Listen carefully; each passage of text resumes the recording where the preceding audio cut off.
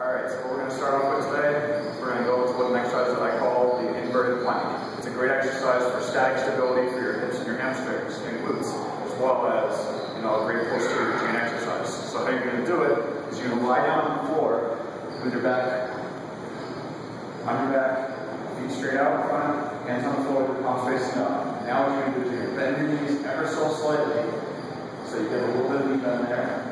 And from here, you're going to squeeze your glutes and drive your hips up and hold in this position. Now what you want to do here is you want to prevent your ribs from actually flaring up and out. So you want to be up like this with an excess arch in your back. Drop those ribs down a little bit and keep it in a nice position here. Just stay in this position right here.